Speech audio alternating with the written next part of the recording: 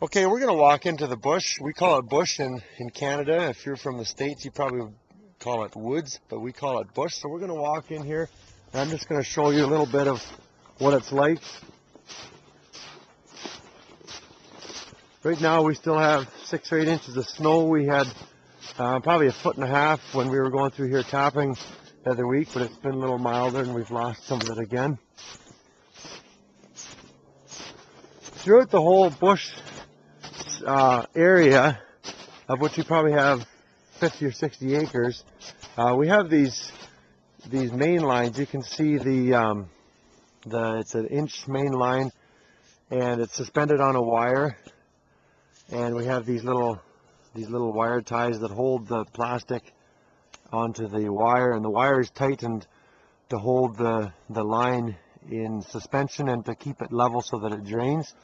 So we have these lines. You can see how this main line goes down through and zigzags through the woodlot, and then every so often, wherever there's a couple trees, we have a manifold, and then the line comes off and goes to the tree.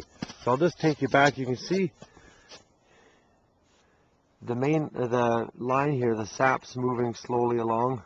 Those little air bubbles in there, in between the sap, you can see it, the movement through there, and so that slowly works its way down into the and goes into the main line and works its way downstream. Now, here we have the tree. This one has 2 taps on it, and we measure the trees so that we don't over tap, and there's guidelines we have to go by of how many inches wide it has to be for 1, how many inches wide for 2, and so on.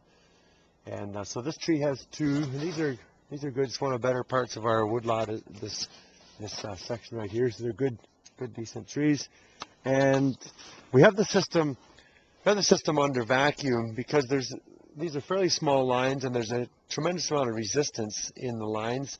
So if we wouldn't have it vacuumized, the sap would tend just to sit here and not flow down. So I'm just going to show you what happens when I pull this off. You hear the vacuum, which overcomes the resistance. So we're not actually sucking it from the tree. We're just helping it. So the tree will actually push it out, but you wouldn't get near as much if it had to overcome all the resistance on its own. So the vacuum just helps to pull it. Once it's out of the tree, then the vacuum keeps it moving downstream.